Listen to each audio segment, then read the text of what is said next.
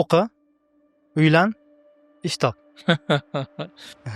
Shu ketma-ketligi qanaqa qaraysiz? Kelajak universitetlari bu nafaqat bilim beradigan, balkim jamiyatga moslashtiradigan maydon bo'ladi. Sotsializatsiyani ta'minlab beradi. Aslida yangilik, g'oya qachonki siz bitta masalani butun boshli 3D da ko'rganingizda yechimlar kelishni boshlaydi. Bitta narsasini ko'radigan bo'lsangiz, siz uni yechimini bila olmaysiz. Vaqt keldi, juda ham to'g'ri aytdingiz. Bitta mutaxassislikni olish uchun endi 3 yil yoki 4 yil vaqt umr sarflash kerak emas. Nima uchun iqtisodchi bitta diplomi bilan ham iqtisodiy sohada, ham yurisprudensiya sohasida, ham boshqaruv sohasida ishlash mumkin emas. Agarda buni dasturini shunaqa tuzadigan bo'lsak, diplomni olganingizdan keyin hammani ko'zi sizga o'g'lim deydi, davay deydi, endi boringda deydi, ish qiling deydi, uylanishga tayyorgarlik ko'ring. Qo'shnilar nima deydi? Qo'shnilar nima deydi? Kimnidir bilan bir munosabatga kirishadigan bo'lsangiz, uni xato qilinganligi to'g'risidagi ma'lumotlar sizda qo'lingizda bo'ladigan bo'lsa, bu odam bilan ishlamaslikka harakat qilasiz. Bu o'zi xato qiladigan odamda deysiz. Ya'ni bizda xato qilish bu yomon, lekin tajriba nimani ketida bo'ladi? Xatolar ketida bo'ladi. Masalan, bo'sh, xarakterligi nozik, birdaniga yig'lab qoladigan odamdan birovni haqqini olib beradigan yuristni yetishib chiqishi biroz qiyinroq. Ustoz buni o'sha 15, 20, 30 yillik hayotida ko'rdi. Tajriba to'pladi. Chuqurliklariga tushdi, muvaffaqiyat cho'qqalarini buni ko'zdan kechirdi. Endi shogirdi bilasizmi nima qiladi? O'sha o'zi tushgan va atrofda tushganlarni ko'rgan chuqurlariga tushirmasdan olib o'tadi.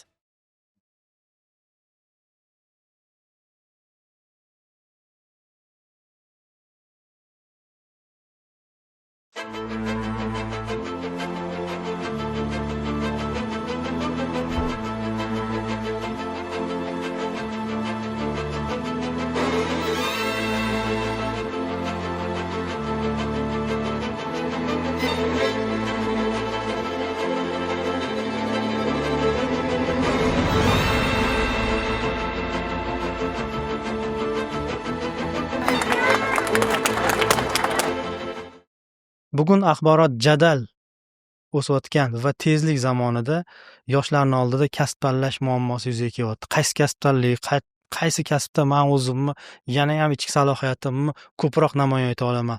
Undan tashqari bu yo'nalishda ota-onalar ham muammoga duch kelyapti. Farzandini qaysi yo'nalishga yo'naltirish, qaysi yo'nalishga qo'llab-quvvatlashda muammolar va ma'lumotga ega emaslik yuzaga kelyapti. Shu maqsadlarda va shu atrofidagi masalalarni yechish maqsadida biz Yo'l podkast tashkil qildik. Meni ismim Umid Xudoyberdiyev, bu birinchi soni va birinchi sonimiz mehmoni Ahtam aka Yakubov.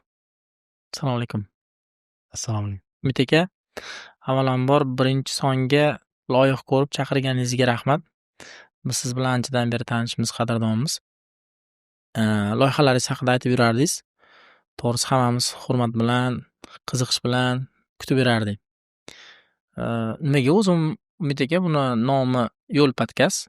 Ahtam aka, bu yerda shunaqa ish bo'ldiki, biznes faoliyat davomida, o'z professional faoliyat davomida bir xilgi fikrlarni ulashishga to'g'ri keldi va networking har xil klublar bu yerda ishtirok etganda nima bo'ldiki, u yerda bir qandaydir bilimlarni, faoliyatdan olgan bilimlarni berdik, bir chiqishlar qildik, master klasslar qilganda, keyin shunaqa takliflar tushdiki, keling mana shu bilimlaringizni bir uzluksiz yoki bir master klasslarni bir pulli qilaylik degan taklif. Keyin men o'yladimki, endi bizni o'zimiz faoliyatimiz bor, tadbirkorlik, boshqa vaqt jihati bor bu yerda, lekin bir tarafdan u tadbirkorlikka bilim ulashish ham niyat bor, lekin o'yladimki, tadbirkor o'ziga o'zi topa oladi. O'ziga bilim olish joyini topa oladi, YouTube bo'ladimi yoki puli bor. Endi men o'yladimki, yo'q, endi unaqa qila olmasam kerak edim, chunki pulga ekan u mas'uliyati bor edi. Men chunki master klassni berganda u erkin bo'lgandan keyin hamma salohiyati chiqadi, xohlagan odam olganini oladi, olmaganini tashlab oladi. Shunga lekin men bu e'tirof bo'lib qoldi. Nomi nimaga uni Yo'l podkast bo'ldi nomi? Chunki kasb yo'li shu. Kasb yo'lidan kelib chiqqan. Men blogimda yo'lda gaplashamiz degan rubrika qilganman-da. Asosan shu mashinada yurib, gaplashib, fikrlarimni aytib ketaman. Chunki bunda o'ylab qarasam, faqat mashinada yurganda men yolg'iz qolar ekanman-da. Boshqa paytda yo telefonda, yo majlisda, yoningizda odam bo'ladi-da. U paytda umuman gaplashishga imkoniyati yo'q, fikr ulashishga imkoniyati yo'q. Men o'yladimki, shunaqa bir assotsiatsiya bormikan. Yo'q, bu yerda yo'l deganimiz faqatgina shu kasb yo'li, Ha. kasb tanlash yo'li. Bunda qarang nima bo'ldi keyin. Keyin xullas o'yladimki, bu e'tirof bo'lib qoldi. E'tirof qanaqa bo'ldiki, demak bir qanaqadir bir qobiliyat bor, ma'lumotni, malakani uzatish, buni otini pedagogika deydi. Demak, pedagogika bo'lgandan keyin bu mas'uliyat bo'lib qoldi va buni menda shunaqa o'zim shunaqa bir aqidaga ishonamanki, nimadir sizda narsa bo'lsa, misol boy bo'lsangiz ulashishingiz kerak, bilim bo'lsa ulashishingiz kerak degan bir aqida bor. Shunda shunaqa bir mas'uliyat sezib qoldimki, endi men buni berishim kerak. Hop, biznesmenlarga atkaz bering. Endi kimga bersa bo'ladi? Yaxshilab o'yladim kechasimdan. To'g'ri kasb tanlash degan master klass ishlab chiqdi. Zo'r. O'sha paytda ham uchrashuvlar qilib yurardingiz. Ha, Biz universitetga kelgansiz, adashmasam narxozga borasiz, talabalar bilan ko'rishasiz. Zo'r. yuridik universitetga ham bordik. O'zingiz bildingiz uni. Shunda nima bo'ldiki, master klass qildim. Master klassi nomi nima o'zi biladi og'riq bor degan savolga javob. Ish topish, to'g'ri kasb Aksariyat tanlash. yoshlarda ish topish yo'lini Va topish. men uni qanaqa biladimki, to'g'ri kasb tanlash hayotda maqsad va missiya o'rnatish. Zo'r. Bugunning aktual mavzusi. Keyin ketdi, ikkita institutga men e'lon berdim, bordim.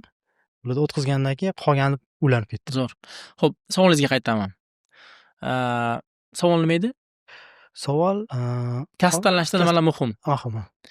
Endi bilasizmi, biz bu bo'yicha mutaxassis emasmiz Umid aka, lekin bu bosib o'tgan o'zimizni yo'ldan, o'zimiz erishgan narsalardan kelib chiqib fikr bildiramizda. Menda shunaqa imkoniyat bo'lgan. Bizdan bitta katta avlod, ya'ni otamlarni avlodini hayot yo'lini bir ko'rib chiqish imkoniyati o'zimiz bosib o'tgan yo'l va mana hozir biz yoshlar bilan ishlab ko'radigan yo'ldan kelib chiqib, bu uchalasini bir umumiy mahrajini olib bir fikr bildirish imkoniyati borda. Umid aka, har doim insoniyat sanoat inqiloblari, o'zgarishlar davrida qiyinchiliklarga duch kelgan. Masalan, birinchi bug' mashinasini yaratilishi, birinchi elektr tokini yaratilishi, birinchi internetni yaratilishi, bularning hammasi sanoat inqiloblari. Bularchi butun tizimni, butun jarayonni mutlaqo teskarisiga yangi tendensiyalarni olib kirib, eski instrumentlarni ishlatilib, eski instrumentlarni ishlamaydigan darajaga olib kelib qo'yadigan jarayonda. Ko'pchilik sezmayapti, biz hozir mana shunaqa jarayonda yashayapmiz. Hozir biz bilib bilmagan holda sanoat inqilobi jarayonida yashayapmiz. Qaysi deydigan bo'lsangiz, sun'iy intellekt inqilobi jarayonida yashayapmiz-da. Bundan 10-20 yil oldin ishlagan instrumentlar ertaga 5 yil o'yindan keyin ishlamaydi. Eskirishni boshlaydi. Endi bizni hozir beradigan fikrimiz qanaqa qilib soha tanlash kerak, qanaqa qilib nima faktorlarga tayanish kerak deydigan bo'lsangiz, dadamni va meni yoshligimdagi instrumentlar endi bundan keyin ishlamasligi mumkin. Lekin umumiy holatda o'zgarmas konsepsiyalar bor. O'zgarmas qoidalar bor. Bu birinchisi shaxsni qaysi jamiyatda, qanaqa oilada tug'ilishi, o'sishi, atrofida kimlar bo'lishi, qaysi maktabga borishi, qanday oila vakillari bilan ularni bordi-keldisi borligi va albatta uni olgan ta'limi. Va eng katta bu joyda faktor men o'ylaymanki, uni qaysi davrada qanday ustozga, qanday mentorga tushib qolishi. Mana shu faktorlar menimcha shaxsni keyingi taqdirini belgilab beradi. Zo'r Ahtam aka. Endi yana mana shu sizni fikrlash tekisligingizda bitta savolda mentalitetdan kelib chiqqan. Mentalitet deymiz buni yoki shunaqa bir o'rganilgan odatmi?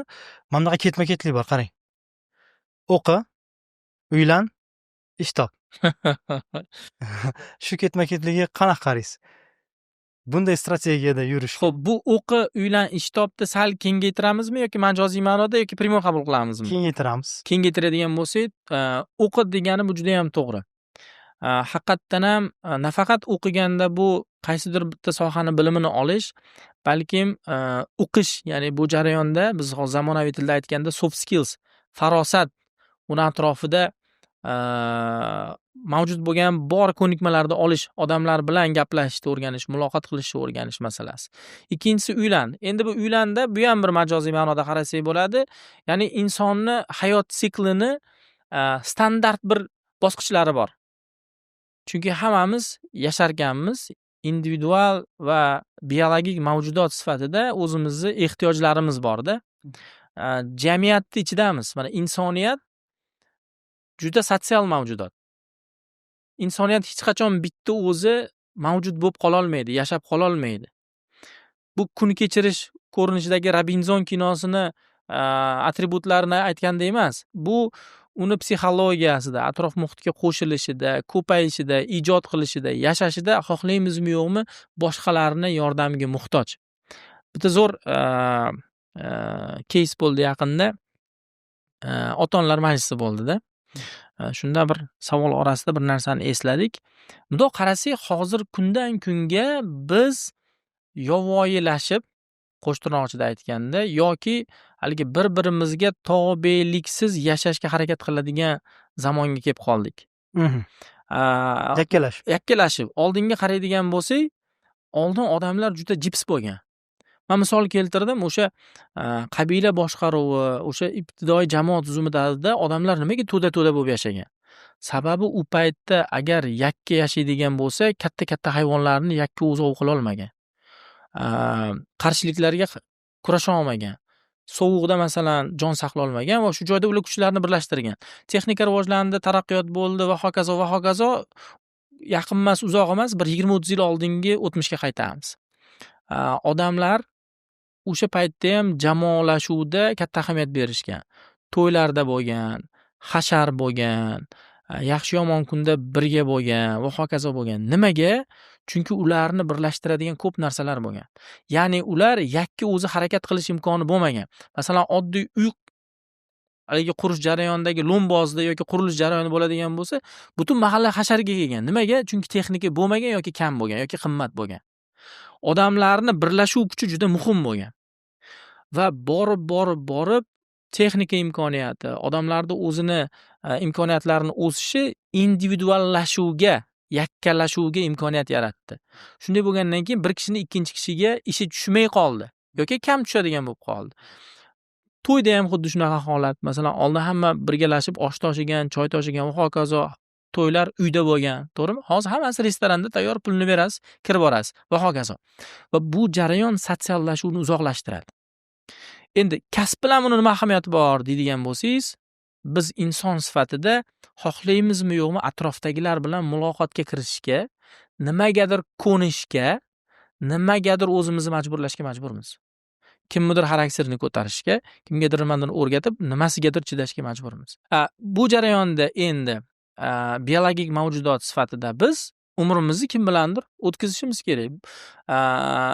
Uylan deganni men to'g'ridan to'g'ri boyagi biologik ehtiyojlarni qondirish va nasl qoldirish deb tushunmadim. Bu jarayonda o'zingdan keyingi jamiyatni va jamoatni yarat deb tushundim. Chunki bu joyda sotsiallashuvda bizda ham o'rnimiz bor-da. Bizda farzandlarimiz ham bor. Biz nafaqat bu joyda o'zimizni ehtiyojlarimiz nuqtai nazardan, balkim jamiyatda bir bo'g'inni yaratishimiz kerak. Buni ijtimoiy mas'uliyati ham bor, men nazarimda. Va uchinchisi nima edi? Ishtob. Xo'p, men shu qismiga ozgina qo'shilmadim.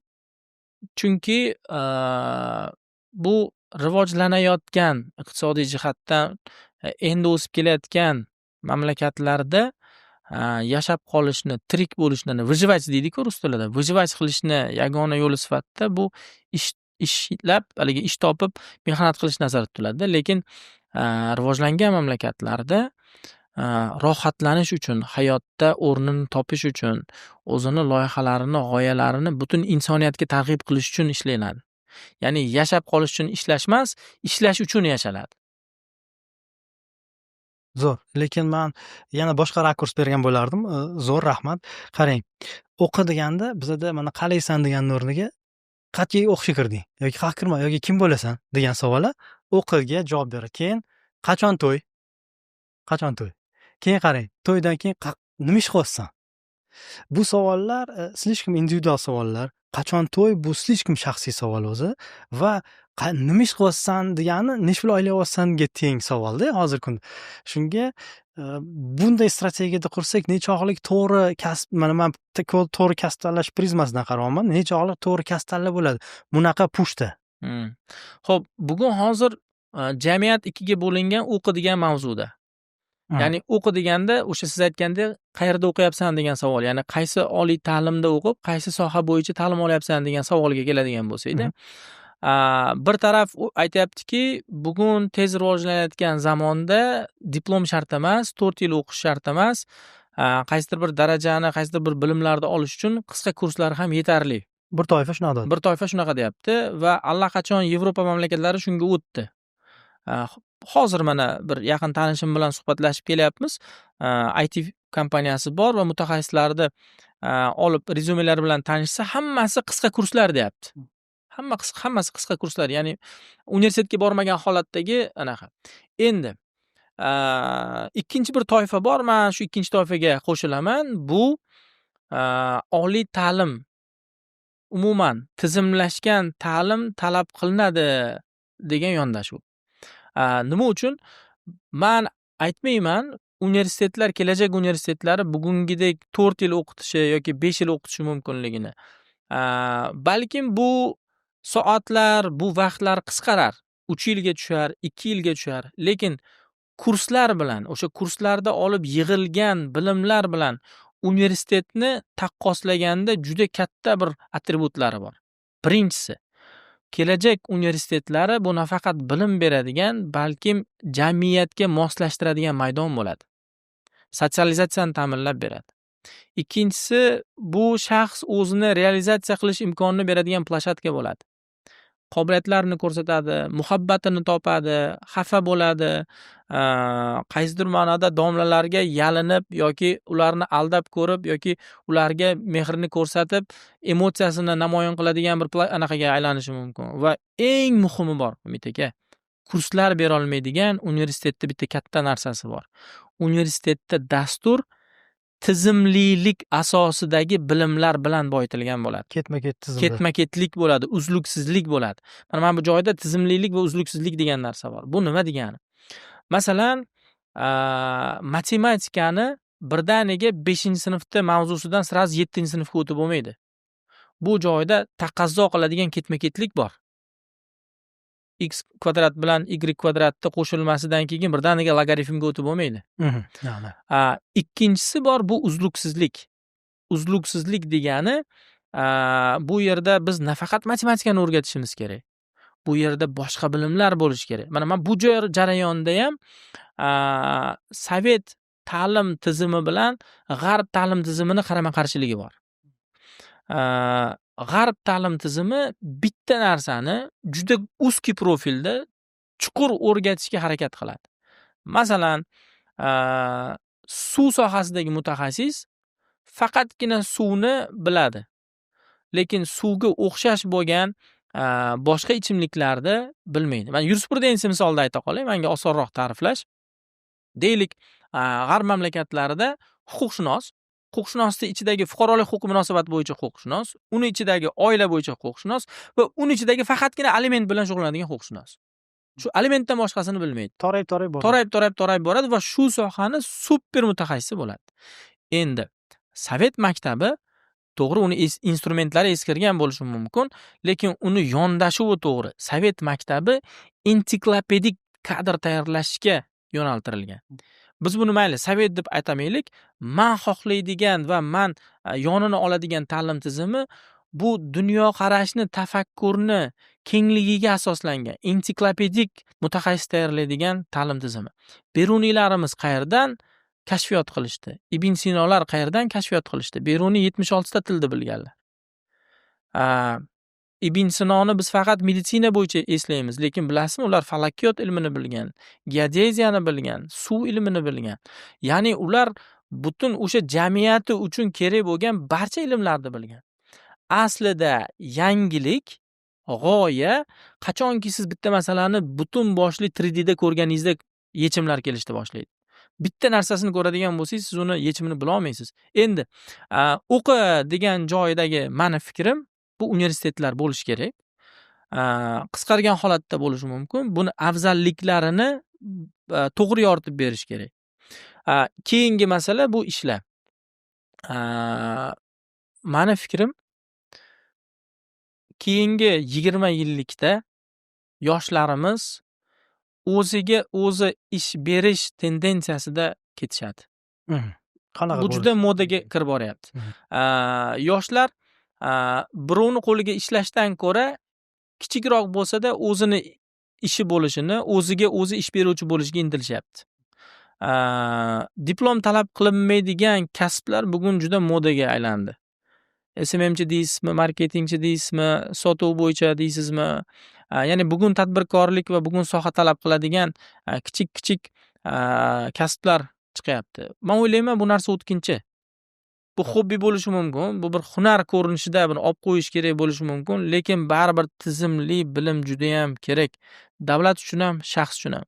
Bizga injenerlarga, iqtisodchilarga, yuristlarga, mediklarga har doim ehtiyoj bo'ladi. Insoniyat bor ekan, bu sohalarga ehtiyoj bo'ladi va bu sohalar kurslar bilan egallanadigan bilim bo'lmaydi. Zo'r. Tizimli bilim bo'ladi. Ahtam aka qarang, biza zo'r anaqa endi biza kasbga qaytsak-da, lekin o'zingiz mana ochgan mavzuda bitta sizga yana qiziq fikrlaydigan savol. U oliy ta'limga taalluqli. Kasb tanlashda oliy ta'lim o'rni, keyin qarang, bizada hozir mana mustaqil O'zbekistondan keyin siz endi Sovet davrini oliy ta'limni aytyapsiz. O'sha tizimda biz davom etyapmiz va diplom shubhali bir masalaga aylanib qolganki, diplom bor odam ish topishi qiyin. Mana hozirgi mana endi oliy ta'limni qanaqa biza bir olib chiqsak bo'ladiki, mana hozir 2-3 yil bo'ldi, anaqa biznes ko'rinishda oliy ta'limlar Xususiy ta'lim rivojlanyapti. Endi qarang, shu yerda endi buni qanaqa qilib yechadi rivojlangan davlatlar? O'sha bitiruvchini ish bilan ta'minlash darajasini. Endi bizda bu koeffitsiyentlar bor. Yo'q, unaqa narsa emas. Chet elda unaqa narsa yo'q. Ya'ni bizda mana shunaqangi tushuncha bor. Universitetlarni reytingi bitiruvchisini soni bilan o'lchanishi kerak. Ya'ni zo'r universitetlar o'zini bitiruvchilarini nechidir foizini ish bilan ta'minlagan bo'lishi kerak degan bir tushuncha bor-da. Men bu narsaga qo'shilmayman. Yana yurisprudensiya misoliga qaytaman. Masalan, dunyodagi eng qiyin ish topish mumkin bo'lgan, ya'ni umumiy bitiruvchilar sonidan eng kam ishga joylasha olish imkoniyati bo'lgan davlat bu United Kingdom, Buyuk Britaniya. Bilasizmi, butun yurisprudensiya bitiruvchilarining necha foizi birinchi yilda ishga kiradi? Qancha? Bor yo'g'i 7%. Bor yo'g'i 7% birinchi yilda ishga kiradi. Chunki shu uchun ham Buyuk Britaniya yurisprudensiya, yuristlar yetkazib chiqish sohasida eng zo'r chempionlardan biri hisoblanadi va konkurensiya nihoyatda katta. Buyuk Britaniya universitetlarini yurisprudensiya sohasida bitirgan aksariyat bakalavriat bitirgan yoshlar magistratura va ish topish uchun boshqa rivojlangan mamlakatlar, masalan Amerikaga, Avstraliyaga ishga ketadi. Va ular muvaffaqiyatli ishga joylashadi. Chunki juda zo'r kadrlar hisoblanadi. Endi to'g'ridan to'g'ri universitetlarni bitiruvchilari bilan maqomini o'lchash masalasi bu biroz bahsli masala. Lekin bilvosita ha. Qanday bilvosita ha? Universitetni bitiruvchilarini bozorni eng zo'r kadri sifatida talash bo'lib ishga olinishi tabiiy universitetning nufuzini ko'rsatadi. To'g'ri. Tabiiy. Tabiiy. Lekin bu statistika uchun bo'lish kerak emas-da. Ha, to'g'ri. Statistika uchun bo'lish kerak. Realniy bo'lish kerak. Ya'ni uni bitiruvchisiga ehtiyoj talab o'chirtda turish kerak, navbatda turish kerak. Mana bu nuqtai nazardan bitiruvchi bilan universitetni bog'lash to'g'ri bo'lishi mumkin. Lekin nechta universitetni bitirgan odam birinchi yilda ishga joylashdi, shunga ko'ra bunga reyting berish kerak degan narsani men bahsli deb hisoblayman. Zo'r, qarang. Endi men yana boshqa masalani, bu masalaning boshqa tarafini aytmoqchi edim. Sizga qarang. Universitetda institutda o'qish 4 yil kamida. Bu hozirgi tez rivojlanayotgan zamonda juda ko'p vaqt. Endi qarang, bu yerda mana shu joyda kirishda, tanlashda, tanlov qismiga bir yoritib bering fikringizni. Chunki men noto'g'ri tanlab qo'ysamchi, 4 yil umrim ketdi. Endi qarang, mana shu joyda o'zimdan misol keltiraman. Men axborot texnologiya universitetini bitirganman. Lekin u sohada bir kun ham ishlamaganman. Nima sohada ishlayman? Moliya sohasida ishlayman. Endi qarang, moliya sohasida ishladim. Keyin moliya sohasi menga ma'qul keldi. Chunki axborot texnologiyada boshqaruvda o'qiganman, yaxshi moliya sohasiga tushadi, boshqaruv. Shundan keyin moliya sohasi menga yoqdi, tushdi. Tushgandan keyin men balandroqdan, drondan ko'rish uchun Moliya vazirligiga ishga endi taklif tushdi. 2-3 yil o'tib ishladim. Bo'ldi, u yerda maqsadim 2-3 yil ishlash edi. Ishladimda ko'rdim drondan, bo'ldi, moliya menga ma'qul ekan. Moliya bu davlatni qon tomiri ekan. Bu pul, bu boshqaruv, bu g'azna bo'lgandan keyin bo'ldi qaytib moliya xizmatiga boshliq rahbar sifatida mana hozir faoliyat yuritib kelyapman. Umid aka, sizni misolingizchi bugun million odamlarni hayotida uchraydida. Shaxsan men o'zimda ham xuddi shunaqa bo'lgan. Men o'zimga o'zim savol beraman shogirdlarim oldida. Men huquqshunosmanmi? Men pedagogmanmi? Men biznesmenmanmi deb savol beraman. Har uchalasida hammanda bunday olib qaraganda. Bakalavr mutaxassisligim bo'yicha men yuristman, men pedagog emasman. Lekin faoliyatimni advokatura va ta'limda boshlaganman. Parallel olib borishga harakat qilganman. Va bir muddat masalan men biznes bilan shug'ullandim, tadbirkorlik bilan shug'ullandim. Orada, ha. Behisob shukur men o'ylayman, qaysidir ma'noda kimdan kam, kimdan ko'p uchalasi ham masalan yaxshi o'xshadi. Endi bu jarayonda bu ko'nikmalarni bizga kim berdi? Universitet berdimi? Hayot berdimi? Atrof berdimi? Xulosa qilib aytadigan bo'lsak, vaqt keldi, juda ham to'g'ri aytdingiz. Bitta mutaxassislikni olish uchun endi 3 yil yoki 4 yil vaqt, umr sarflash kerak emas. Modomiki qaysidir kurs sizni 6 oyga, 7 oyga boshqa soha bo'yicha mutaxassis qilib yaratib turgan paytda nima qilish kerak deydigan bo'lsa, hozir bosqichma-bosqich, birinchi bosqichda bakalavr muddatini qisqartirish kerak, boshlab ko'rish kerak, 4 yil emas, 3 yil qilib. Aha. Masalan, balon tizimi mamlakatlarida shunaqa. 3+1 deydi, 3 yil bakalavr, 1 yil magistr, ya'ni 4 yilda ham bakalavr, ham magistr yopiladi. Ikkinchisi, eng katta qilishimiz kerak bo'lgan ish, rus tilida междисциплинарный подход deydi, ya'ni sohalar aro ta'limga o'zi kirib kelishimiz kerak. Universitetlar bitta diplom bilan kamida 2 ta yoki 3 ta mutaxassislik bo'yicha ishlash imkoniyatini yaratish kerak. Ularning dasturlari shunaqa tuzilishi kerak. Nima uchun iqtisodchi bitta diplomi bilan ham iqtisodiy sohada, ham yurisprudensiya sohasida, ham boshqaruv sohasida ishlash mumkin emas. Agarda buni dasturini shunaqa tuzadigan bo'lsak. Zamon juda ham tez rivojlanyapti. O'zingiz to'g'ri aytdingiz. Ertaga men bu narsani noto'g'ri deb qaramayman. Mana bir xillar aytadi-da, sen bitta kasbni tanladik, bu seni umr yo'ldoshing, sen bu bilan oxirigacha ketishing kerak. Men bu narsaga biroz qarshiman.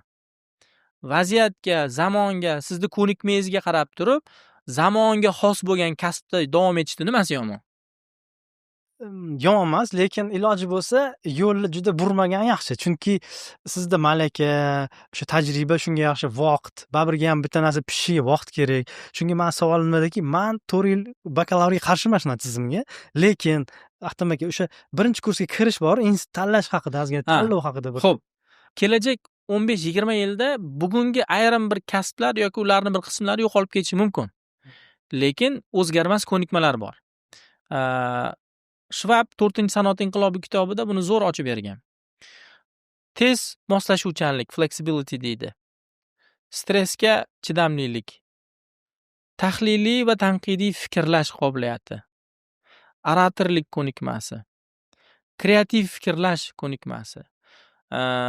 Chegaradan tashqari fikrlash, out of box thinking ko'nikmasi bu har doim kerak bo'ladi. Mana shu ko'nikmalar bilan biz hozirgi yoshlarni tarbiyalaydigan bo'lsak, kelajak taqozo qiladigan kasblarga ularni o'zi tez moslashib olaveradi. Ularni hech kim alishtirib olmaydi. Endi yana boshqa bitta qismi qolib ketdi. Saralash masalasi. O'qishga kirishdagi yoshlarni tanlov masalasi. Bu joyda G'arb juda zo'r yechim qilgan. Buni velosipedni boshqatdan qilish kerak emas. Ayniqsa menga Germaniyaning Avstraliya modeli juda ham yoqadi. O'qishga kirish, shu hujjatingizni topshirsangiz bo'ldi, siz o'qishga kirdingiz. Qanaqadir imtihon topshirish shart emas. Go'sekzameni yo'q. Masalan, Germaniya maktablarida, Germaniyaning huquq maktablarida birinchi kursga 700-750 ta bir fakultetda bola o'qishni boshlaydi. Birinchi semestrdan keyin nechta qoladi deng? Yarmi qolsa kerak. 100 ta qoladi. 700 tadan. 700 tadan 100 ta qoladi birinchi semestrda. O'quv yilini programmasini tugatib, 4-yilda tugatguncha mana shularni 30-35 tasi bitiradi. 700 tadan 35 ta bitiradi. Taxminan. 5%. 5% bitiradi. Endi bu orada yildan yilga, kursdan kursga, yo bu soha meniki emas ekan, yo men adashgan ekanman deb tashab ketish juda ham kuchli. Endi unday bo'lsa biznikilar nima qiladi deyishingiz mumkin. Yo, bu yerda bitta zo'r muammo bor. Birinchisi bu har yil uchun siz kontrakt to'laysiz. Agar 2-3 kursga kelib, "Yo, bu meniki emas ekan" desangiz, 2 yillik, 3 yillik kontraktingiz kuydi. Ha, oldindan to'laysizmi kontrakt? Albatta. Yo endi siz 3-kursga kelib turib, "Bu soha meniki emas ekan" deb yoki imtihondan o'ta olmaydigan bo'lsangiz, demak 3 yillik to'lagan kontraktingiz kuydi-da.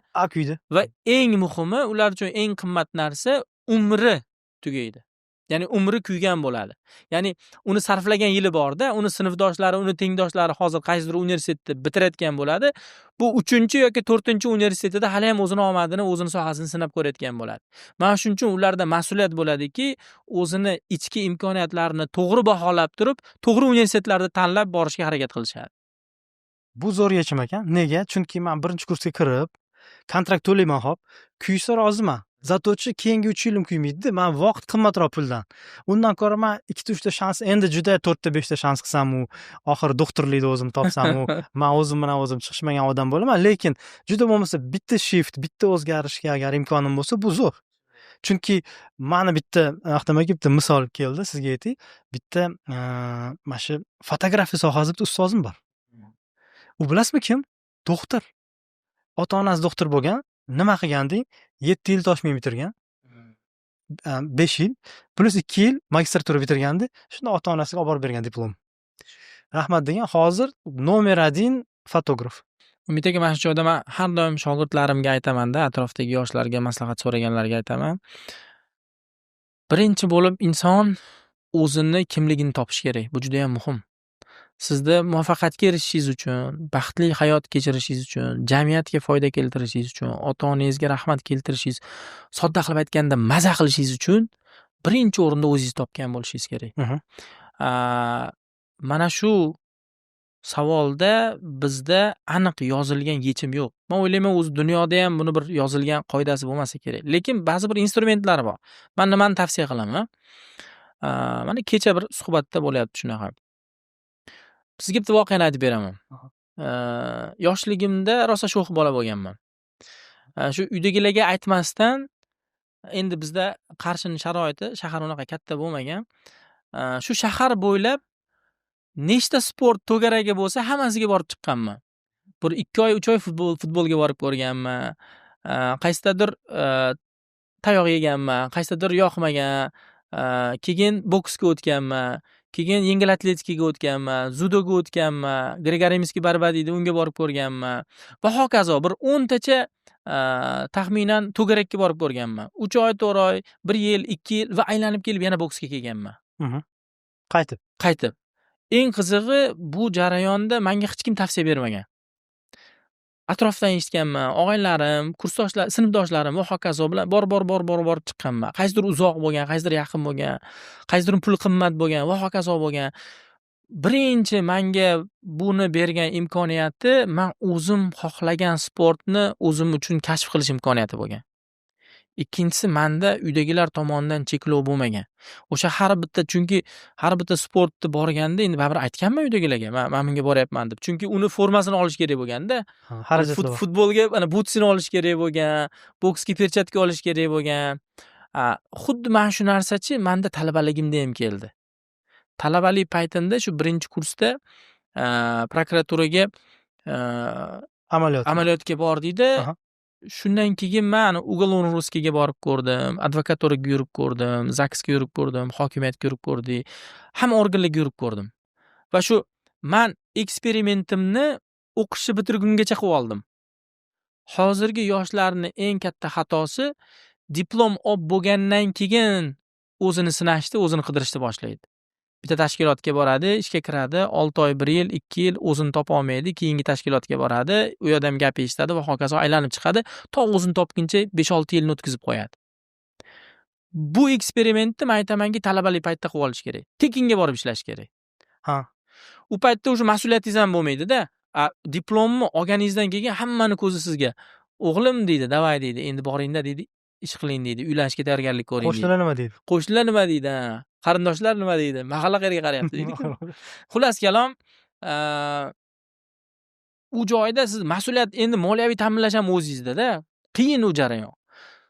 Hamma sizga yordam berib turgan payti, moliyaviy ko'mak berib turgan payti, xatolaringizni kechirib turgan payti bor-ku, mana shuni studentlik paytida qilib olish kerak. Siz yechim qanaqa qildingiz? O'sha hamma praktikaga borib ko'rdingiz har xil joyga. O'zingiz tatib ko'rmaguncha uni bilmaysiz. Masalan, mana men 3-kursligimgacha, 3-kursni oxirigacha men rajdyonniy tergovchimandirdim. Menda zo'r qobiliyat bor tergovda. Tergovsiz yoraman. Tergovda yoraman. Hattoki haligi bitirgunimcha haligi stanoklarim, drellarim hamma yog'im bor edi. Shu material bersa, men o'sha dela qilib tayyorlab berardim. Hamma tergov harakatlarini o'tkazganman, masalan. Endi buni aytmoqchi bo'lgan narsamchi, buni ichida yashamagunizcha, bu tashqaridan hammasi chiroyli ko'rinadi.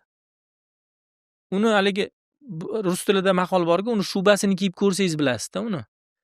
Issiq sovuqligini, yarashishini, og'irligini yoki va hokazosini. Tatib ko'rdingiz? Ha. Qaysi yo'nalish ko'proq ma'qul keldi? Menga o'sha mani ustimdan bosim bo'lmaydigan, menga haligi tazyiq o'tkazib bo'lmaydigan, bosim bo'lmaydigan, erkin ijodimni ko'rsatishga, fikrlashimni ko'rsatishga bo'lgan soha menga yaqinroq ekan. Qaysi ekan u? Advokaturada boshladim va o'qituvchilik. Pedagogika va advokatura. Ha. Shu yerda bu erkinlik bor advokaturada. Birinchidan erkinlik bor, ikkinchidan bu joyda siz o'zingizni mana yurisprudensiya sohasini bitta og'irroq tomoni borda, ba'zan qabul qiladigan qarorlaringiz o'zingizni vijdoningiz bilan bir xil bo'lmaydi-da. Ya'ni turli vaziyatlar, turli sabablar bo'lishi mumkin-da. Bu jarayonda kimdir oson qaraydi bu narsaga, kimdir ko'tara olmaydi bu narsani, siqilib qoladi. Bu birinchisi. Ikkinchisi, meni uchun men oldin sal boshqacha tushunardim. Mana hozirgi yoshlarga aytamanki, yurisprudensiyani ichidagi eng qiyin, eng bilim kuchli talab qiladigan soha advokatura. Siz hammasini bilishingiz kerak. Masalan, tergovchi jinoyat kodeksini, jinoyat protsessual kodeksini, plenum qarorini bilsa bo'ldi. Men 3 ta narsani bilsa bo'ldi. Amaliyotda bilsa bu. Endi buni hayotda qo'llanishini biladi-da, lekin advokaturada siz juda keng sohani bilishingiz kerak. Jinoyatni ham bilishingiz kerak, fuqarolikni ham bilishingiz kerak, haligi ijtimoiy ta'minotni ham, pensiyani ham, hatto haligi elektr energiya va hokazosini ham bilishingiz kerak-da. Tushunyapsizmi? Aytmoqchi bo'lganim, bunday sohalar juda ham ko'p. Va eng meni haligi shaxs sifatidagi eng yaxshi ko'radigan anaqam tomonim, men o'zimni ichimdagi bilganimni birovga o'rgatsam maza qilaman. Ya'ni bu narsani men bilasizmi qachon anglaganman? Pandemiya paytida anglaganman. Men advokaturada ishlardim. Shu bilan birgalikda yuridik universitetda shu tizimda faoliyat ko'rsatardim-da. Tabiiyki endi mana asosiy ish joyim universitet edi. Universitet huzuridagi markaz edi va asosiy kuchim ham, asosiy energiyam ham shunga ketardi. Shu 4 dan 1 energiyamga men advokaturaga sarflardim-da. Lekin bitta qiziq ma'lumotni sizga aytaman. Shu advokaturadan topgan daromadim, bitta ishda oladigan daromadim 8 oylik oyligimga teng bo'lgan. Bir kun sanab o'tirganman-da, shu gonorarimni sanab o'tirganimda 8 oylik oyligimga teng bo'lgan. Keyin o'zimga o'zim savol berganman. Inson o'zi nima uchun yashaydi? Men nima uchun yashayapman? Agarda yaxshi yashash bo'ladigan bo'lsa, daromad topishda mana bu tomoni bor ekan. Nimaga men butun vaqtimni, energiyamni bunga sarflab, yaxshi yo'l tomon, yaxshi hayot tomon yurmayman? Nimaga men universitetda yuribman deb o'zimga o'zim ko'p savol berganman va pandemiyada javobini topganman. Qarangki, agarda insonni bilmagan narsasini unga bildirib, u bilganligidan hayajonlanib ko'zidagi nurni ko'rsam, men shunda maza qilar ekanman. Ya'ni talabani, auditoriyani ko'zida men aytib bergan narsadan ularda hayrat ko'rsam, mana shundan men energiya olar ekanman. Baxt olasiz. Baxt olar ekanman. Eng yaxshi ko'rgan, maza qiladigan joyim shu ekan. Va shunga keyin urg'u berishni boshladim va buni monetizatsiya qildirishga boshladim. Keyin buni biznesga burishga boshladim. Va hozir kunda o'sha ta'lim maktablar, loyihalari, institutlar, ta'lim loyihalari shuni monetizatsiya qilishdan keldi. va o'zini oqladimi? Men o'ylayman, atrofdagilar ko'rib turibdi, behisob shukur yomon emas. Birovdan kam, birovdan yo'q. O'sha yerdagi baxt davom etyaptimi shunda? O'shani ko'ryapsiz, o'sha ko'zini, masalan, maktabda, institutda, Shunday. hozirgi faoliyatingizda. Men Qarshiga borgan paytim, shu 1 yil ichida hech bo'lmasa 100 ta o'zimdek fikrlaydigan odam tayyorlasam, men galchka qo'yaman o'zimni oldimga qo'ygan anaqalarimdan deganman-da. Behisob shukur bu raqam bir 4-5 barobar ko'p bo'lgan 1-yilda o'zida. Va davom etyapti. Behisob shukur. Endi Ahtam aka zo'r. Endi siz o'zingiz haqingizda gap ochdingiz, o'shanda davom etamiz. Siz demak yuridik institutga kirishingizni tanlov deyapmiz-ku, shuni ibratini aytib ketaylik. Kim sizga turtki dalda? Chunki qarang, sportlarni o'zingiz tanlagan ekansiz. Bu yoq, taekvondo, futbol, boksga qaytib keldingiz. Yurist bo'lishda ham nima bo'ldi? Ota-onaning roli, sizning fikringiz? Xo'p, meni onam bilan dadam har doim meni fikrimni qo'llab-quvvatlab kelishgan. Ya'ni yo'nalish berishgan, kichik to'siq qo'yishgan, lekin juda katta devor qo'yishmagan. Ayniqsa onam. Savol qo'yishgan bo'ldi. Ha. Onam mani har qanday qarorimni har doim eng qiyin paytimda ham qo'llab kelganlar. Mana men bu joyda bitta gap aytish kerak-da. Umid aka, o'smirlik paytingiz, hali endi bir narsani qilishni, mustaqil qilishni boshlagan paytingizchi o'ziga nisbatan ishonch juda ham kam bo'ladi. To'g'ri qilyapmanmi, noto'g'ri qilyapmanmi va bizda bitta juda noto'g'ri bir tarbiyada bir instrument bor. Shu bitta xato qilib qo'ysangiz sizni shunaqa dashnomga botirishadi. Ovozingizni, rangingizni chiqarmaydi-da. Yuzingizga solaveradi. G'arbni, Amerikani yutug'i xato qilish kerak deydi. Hozir xato qilgin deydi.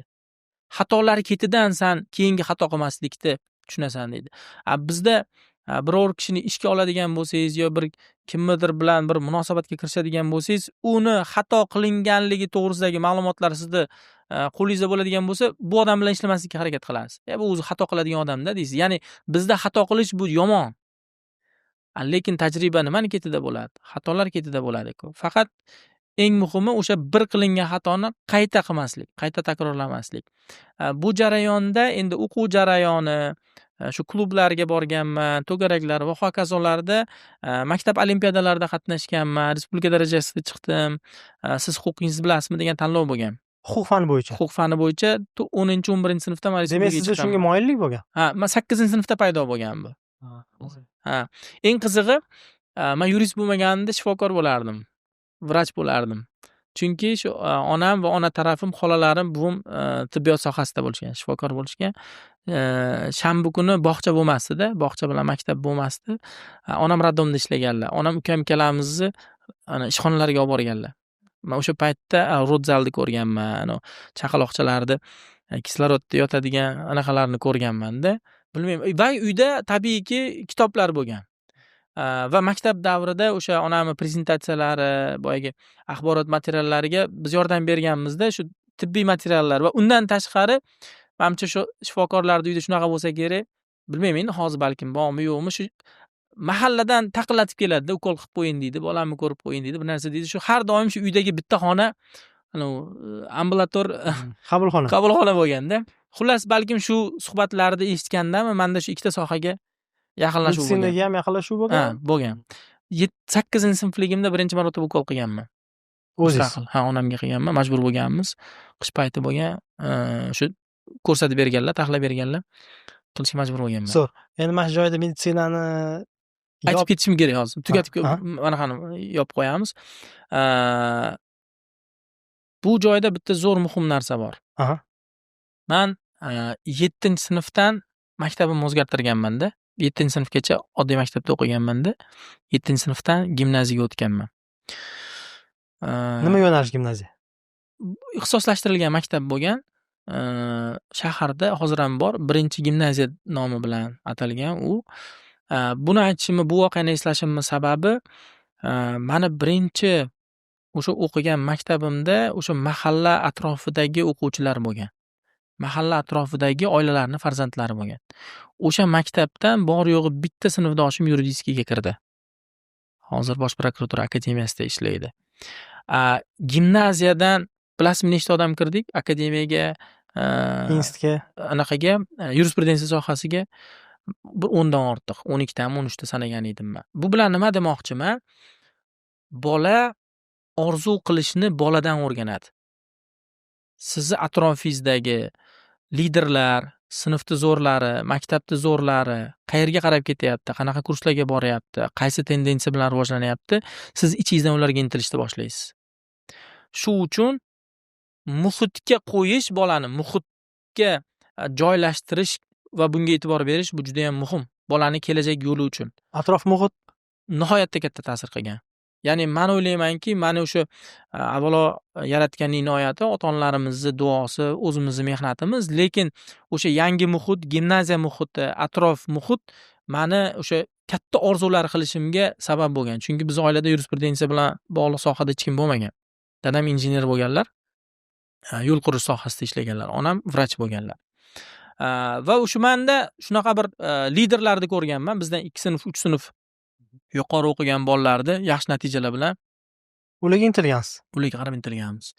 zo'r. Endi qarang, mana shu joyda hozir siz endi huquqda davom etasiz fikringizda, meditsinani yopmoqchisiz. Mana shu joyda meditsinani yopmasdan turib, men o'zimdan ibrat etmoqchiman.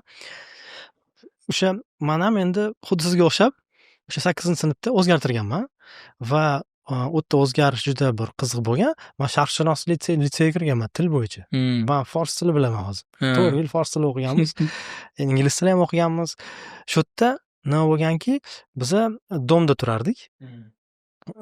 Kvartirada domda turardik va endi yosh bo'lgandan keyinroq joy kerak. Bizani doda professor bo'lganlar, meditsina fan doktori professor bo'lganlar, anatomiya sohasi bo'yicha Toshkentda ishlaganlar va tabiiy bo'sh vaqtimiz bo'lsa yaqinroq edi. Biza dodanikiga borib turardik. Men dodamdan, doda buvim bilan yaqin edim va shu yerda nima bo'lganki, men ham doktor bo'laman deganman. Chunki yon atrofingizga qaraysiz, mana xuddi sizga o'xshab onangizga qaragansiz doktor bo'laman, всё. Menda ham shunaqa bo'lganda, keyin qarang. Men endi siz navarasiz, sizga alohida xona bo'lmaydi uyda. Xonam nima qat bo'lgan bilasizmi? Dodani bibliotekalari bo'lgan. Bibliotekada обязательно bitta divancha bo'ladi. Bo'ldi, shu yerda yotganman men. Keyin qarang, yarim katta devorda shkop, yarmi meditsina, yarmi dunyoviy kitoblar. Uni xohlasangiz, xohlamasangiz Tiktasini olib o'qiysiz. Bo'lmasa endi unaqa deb bo'lmaydi-yu, uxlaganda boshingiz kirib qoladi qaysidir. Shunda qarang, mana men shu fikrimni tugatayotgan nima deymanki, xuddi sizga o'xshab men doktor bo'laman deganman, xirurg bo'laman. O'shanda doda o'tkazganlarda rahmatli aytganlarki, doktor bo'lish uchun 7 yil kerak, yana boshqa ordinatura boshqasidan 10-13 yil kerak bo'ladi. Xullas bir bitta kasbni tutguncha ko'p vaqt ketadi. Sen katta o'g'ilsan deganlar. Doim iqtisodiy sohani va doda qaytarganlar men. Men shu yerda xo'p bo'ladi deganman va iqtisodiy sohaga yo'nalgan. Bo'lmasam doktor, xuddi siz mana aytgandek, doktor chiqish mumkin edi. Xo'p, menda ham qisman bo'lgan bunaqa holat. Lekin qaysi yo'l to'g'ri yo'l deydigan bo'lsangiz, masalan, men farzandlarimga nima qilaman? Agar shunaqa situatsiya bo'ladigan bo'lsa, ota-ona sifatidagi bizning vazifamiz bolamizga kartalar ketma-ketligini ko'rsatish. Ya'ni bu yo'ldan borsang, mana bu qadamlarni bosishing kerak. Itogum konse mana bu joyga borish mumkin. Bu yo'lni tanlasang, mana bu qadamlarni bosib, mana bu joyga borishing mumkin. Mana shu fikringizni yo'lni yoritib desak bo'ladimi? Zo'r. Yo'lni yoritib berish bizning vazifamiz. Projektor bo'lib berish bizning vazifamiz. Ota-onani va ustozlarni vazifasi. Lekin tanlash masalasi buni anaqani o'ziga qo'yish kerak. Va obdon gaplashish kerak. Xo'p, mayli, mana yurisprudensiyani tanlamoqchisan yoki meditsinani tanlamoqchisan, o'zingga shu sohaga yaqin bo'lgan qanaqa ko'nikmalarni ko'rasan? Masalan, eng zo'r yurist nimalar bo'lish kerak? Eng zo'r yurist bo'lish uchun o'zida qanaqa qobiliyatlar bo'lish kerak? Unda xotira bo'lish kerakmi? Unda tahliliy fikrlash bo'lish kerakmi? Unda haligi tezkorlik bo'lish kerakmi? Qat'iyatlilik bo'lish kerakmi? Masalan, bo'sh, xarakteri haligi nozik, birdaniga yig'lab qoladigan odamdan birovni haqqini olib beradigan yuristni yetishib chiqishi biroz qiyinroq. Biz har doim aytamizda, insonni kasbi nafaqat tafakkuriga, hatto jismiga ham yarashishi kerak. Agarda siz o'zingizning jismingizga yarashmagan kasb tanlasangiz, birovni kiyimini kiyib yurgandek bo'lasiz. Va afsuski bizda kasb tanlaganda yoki ota-onani bosimi, buni bosim deyish kerak. Chunki senda mana shu yaxshi, san imkoniyatlaring ham bunaqa deb ko'rsatilmaydi. Men shuni tanlasam, mana bunday bo'ladi, yaxshi yashaysan deb anaqa qilinadi. Iqtisodiy farovon bo'lish, ko'proq pul topish, erkin yashashga nisbatan qiziqtirish, dalolat qilish va ixtiyoriy majburiy, yo men shunga borasan deb yo'naltirib qo'yish kuchli. Endi men Yaponiyaga borganimda zo'r narsani ko'rganman, Umid aka.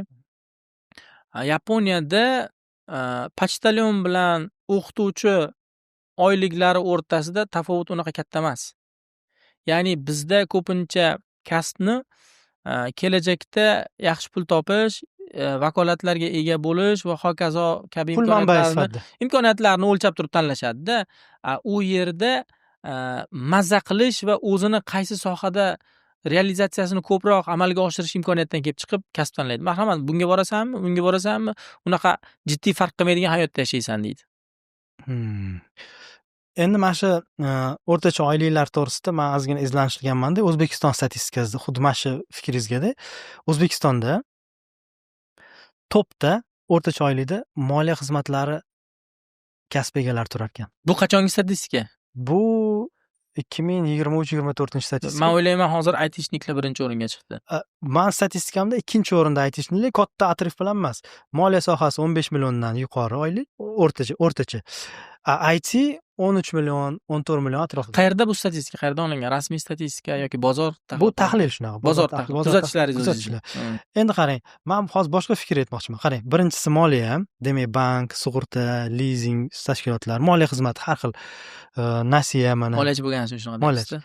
Yo'q, endi bu statistika. Ikkinchisi IT. Endi qarang, keyingisi logistika. Chunki O'zbekiston logistika bo'yicha markazda joylashgan, bu yerda logistikada ko'p ish qilish kerak bo'ladi. Undan tashqari keyin sanoat, keyin savdo-sotiq, qurilish. Endi qarang, men endi oxirini aytyapman, shu joyga fikringiz kerak. Ta'lim va sog'liqni saqlash oxirida 3 million. O'ylamayman. Bunaqa deb o'ylamayman. Endi bu umumiy teng olib teng bo'lish kerak-da buni. Ya'ni haligi shtuchni deydi-ku, bitta, ikkita yoki 10 ta odamni holati bilan bunday baho berish qiyinroq. Meni kuzatuvlarim bugun bozor davlat sohasi emas, aynan bozor, xususiy sektor offer deydi ingliz tilida, taklif qilib turgan summalar, eng katta yaxshi summalar bu aytishniklarga berilyapti. Aytishni oyliklar katta. Keyin o'sha marketing sohasi, sotuv savdo sohasi va zo'r oyliklardan biri bu boshqaruvga berilyapti. Ya'ni CEOlarga, boshqaruvchilarga berilyapti. Endi davlat sektoriga keladigan bo'lsak, tabiiy harbiylar, kuchlar tizimlari, vrachlarimiz, o'qituvchilarimiz ham umumiy hisobda yomon emas. Agar o'rtacha oladigan bo'lsak, statistikani o'rtacha oladigan bo'lsak, umumiy o'rta hisobda hozir o'qituvchilarning oyligi, universitet o'qituvchilarining oyligi o'sha $1000 baland bo'lgani ancha bo'ldi. Endi bu yerda qarang, universitet. Endi bu joyda-chi, ya'ni yangi o'qituvchi bilan professor darajasi bor-da. Professor 35-40 million olib turibdi, yangi o'qituvchi 6,5-7 milliondan boshlayapti-da. Shuni o'rtasini oladigan bo'lsak, ilmiy darajali odamni $1000 dan kam oladigani yo'q O'zbekistonda. Tushundim. Bu endi oliy ta'limda. Men umumiy ta'limda aytaman. Umumiy ta'limda ham o'qituvchilarning boshlanish oyligi 3,5-4 million so'm hozir. Eng pasti. Zo'rlari 20-25 milliongacha olyapti maktabda. O'sha ustamalari bor, ularda ham har xil. Endi men boshqacha fikrga fikringizni bilmoqchiman-da. Qarang. Moliya tushunarli. O'zbekiston bu xalq to'g'risidagi davlat, xalq ko'p bu yerda. O'rta Osiyoning 50% xalqi shu yerda. Demak, moliya harakatlari ko'p. Endi qarang, IT ham bu ko'plik haqidagi narsa, ko'p narsani tizimlashtirish. Bu tabiiy talab bo'ladi. Endi qarang, bu ketma-ketlikda qurilish nimaga ta'lim bilan sog'liqni saqlash pastda? Bu ta'lim, demak, bu ta'lim sohasi nega xalq o'qituvchiga va doktorga nega pul to'lagisi kelmayapti? Jamiyat, davlat. Yuraklarim og'riydi bu savollarni eshitsam. To'g'ri aytyapsiz, afsuski. Endi biz haq to'laydi deb aytmaylik, sal boshqacharoq qilib aytaylik. Biz umumiy e'tiborimizni, fokusimizni qanchalik qismini ta'limga ajratyapmiz yoki kelajakka ajratyapmiz degan savolni qo'ysak to'g'ri bo'ladi-da. Umid aka, men bitta gapni o'ylab yuribman-da oxirgi bir yillardan beri. Mana yangi O'zbekiston bo'lgandan keyin e'tiqodga, vijdon erkinligiga ancha erkinlik berildi. Buni juda ko'p ko'rish mumkin. Oddiy odamlarning hayotida ko'rish mumkin. Qanchadan qancha masjidlarimiz qurildi, chiroyli. Men Sirdaryoga bitta joyga masjidga kirdim. Aka,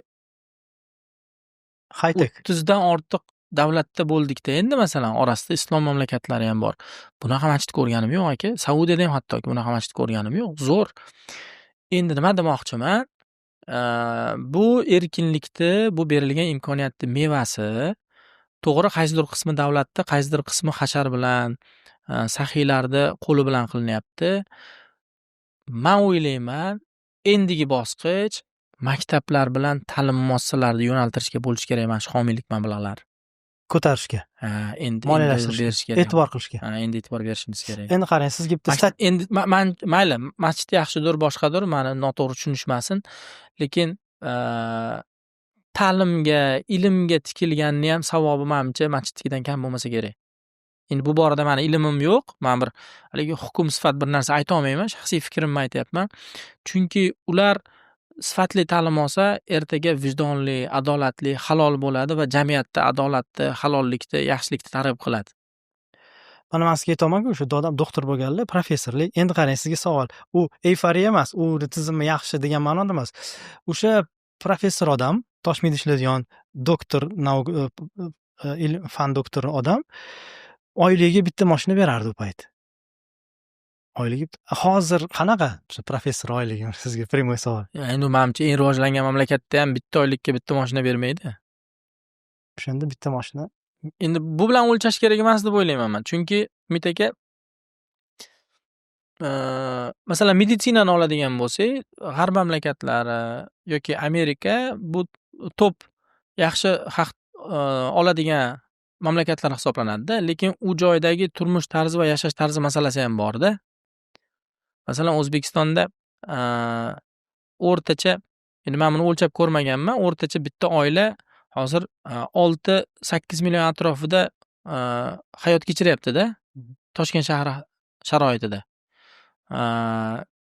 Lekin uni xarajatlari nimadan iborat deydigan bo'lsangiz, o'sha bozori deysizmi, kommunal xarajatlari va hokazolar umumiy yashash tarzidan masalan orttirib to'y qilyapti, mashina olyapti, boshqa qilyapti-da.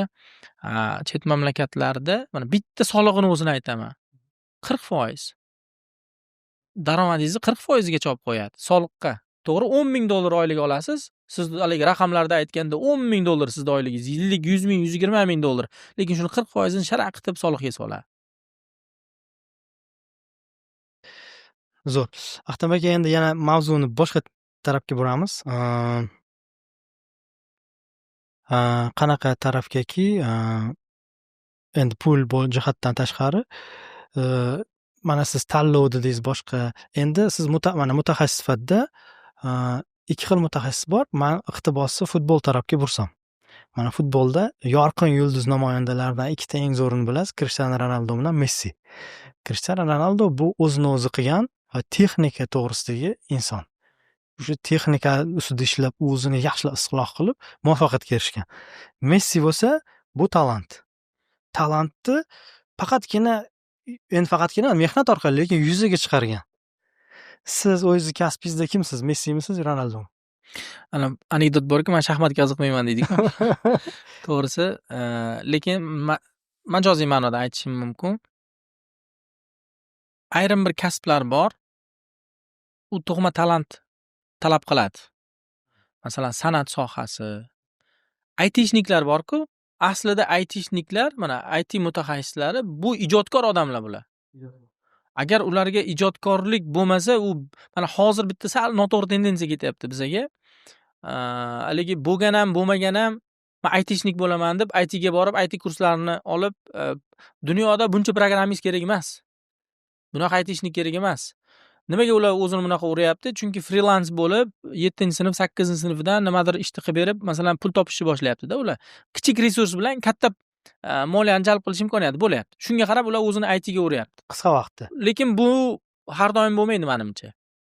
Va aytishnik bo'lish uchun odamda tug'ma yuqtirgan bir qobiliyat bo'lish kerak deb hisoblayman men. Chunki ular yaratuvchan odamlarda, kreativ fikrlaydigan va e'tibor bersangiz, eng lazy deydi-ku, yalqov odamlar aytishniklar bo'ladi. O'tirib ana shortcut, qisqa yo'lni qidiradi-da ular. Qisqa yo'li bilan tez masalani hal qilib qo'yadi. Ba'zi bir kasblar bor, xudo yuqtirgan bo'lish kerak. Lekin ba'zi kasblar bor, faqat mehnat bilan bo'ladi. Faqat mehnat bilan bo'ladi. Endi bu joyda birinchi o'rinda siz qaysi qobiliyat egasisiz, sizda nima kuchli, mana shu narsani aniqlab olish kerak. Bizda bitta meni xafa bo'ladigan, ko'nglim to'lmaydigan bitta holat borda, jarayon borda. Bizning ta'lim tizimimiz kuchli mutaxassis tayyorlashga yo'naltirilgan ta'lim tizimi. Bu sovet paytidan bo'lgan. Ya'ni bizda nima bo'lgan? Maktabda sinflar ajratilganda o'sha matematikaga, aniq fanlarga yaxshi bo'lganlar alohida o'qitilgan, ijtimoiy gumanitarchilar alohida o'qitilgan. Mana bugun hozir ham shunaqa. Bolangizni bepul qobiliyatini aniqlab beramiz, test qilib beramiz deb turib reklama qilib maktablar, xususiy maktablar o'ziga chaqiryapti-da. Hech qachon bolani qobiliyatini bitta test bilan aniqlab bo'lmaydi. Bu noto'g'ri narsa bu. Qaysidir elementlarini ko'rishingiz mumkindir, qaysidir elementlarini ochib berishingiz mumkindir, lekin kamida 1 yil kerak. Kuzatuv kerak. Albatta kuzatuv kerak, zadachalar kerak, vazifalar, qiyinchiliklar va hokazolar. Bu birinchisi. Ikkinchisi atrof muhit ta'siri, zamonni ta'siri, modalarni ta'siri bo'lishi mumkin. Endi bu joyda aytmoqchi bo'lgan narsam, kuzatuv natijasida bu fikrni davom ettirib qo'yamiz. Bizda kuchli mutaxassis tayyorlashga yo'naltirilgan dastur. Mutaxassis tayyorlashga, inson emas. Bu nimada ko'rinadi? O'sha matematik bo'lsa, kuchli matematik qilamiz. Keyin uni kuchli matematika universitetiga, institutga beramiz. Keyin buni shu sohadagi ish joyiga joylashtiramiz, vazirlikka qo'yamiz, analitika bilan shug'ullantiramiz. Lekin jamiyatda o'zini o'rnini topish uchun faqat bilimni o'zi yetarlimi? Muloqot ko'nikmasi qani, tahliliy tanqidiy fikrlash qani, munosabatlar qani, diplomatiya qani, oratorlik qani, kreativ fikrlash qani. Bu ko'nikmalarni yoshlar lotereyaga yutgandek agar yaxshi ustozga tushib qolsa yoki yaxshi oilada tug'ilgan bo'lsa, shunda o'rganadi. Lekin buni dastur umuman yo'q. Biz mana shunga yechim qildik. Men o'zimda shu og'riq bo'lganligi uchun shuni yechim qilganman. Universitetda ham, maktabda ham 16 ta soft skills to'garagi bor. Mana shu to'garaklarni hammasini o'tamiz, shuni ichidan keyin ajratish imkoniyati bo'ladi. Endi savolga qaytaman.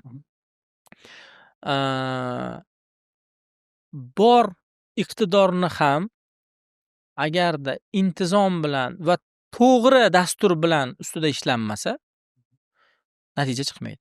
Iqtidor bo'lsa ham. Iqtidor bo'lishi mumkin, programma noto'g'ri bo'lishi mumkin. Ya'ni beriladigan bilimlarni dozasi, ketma-ketligi, hatto kitoblar ketma-ketligi noto'g'ri tuzilib qo'ysa ham natija bermaydi. Endi iqtidor ham bo'lishi mumkin. Programma ham zo'r bo'lishi mumkin. Buni nazorat qilib, natijadorligini o'lchab yo'naltiradigan ustoz yoki tizim bo'lmasa, bu ham natija bermaydi. Bu joydacha kompleks bo'lishi kerak. Yuzaga chiqmaydi. Yuzaga chiqmaydi. Yoki teskarisi, shunaqa holatlar ham bo'ladi. Dastur to'g'ri, ustoz to'g'ri, loy noto'g'ri. Talant yo'q. Talant kamroq. Natija chiqmaydi. Chiqadi, lekin super natija chiqmaydi. Juda qiyin chiqadi. Boshqa shogirdlaringizga, iqtidorli shogirdlaringizga 100 dan 85-90 chiqara olsangiz, bunda 15-20 chiqara olasiz. Delfin gapirib yoradi-yu, itni o'rgatishadi-yu, sirkda hayvonlarni o'rgatishadi-yu. Eng qizig'ichi, mana hozirgacha ham shu menda ishlaydi.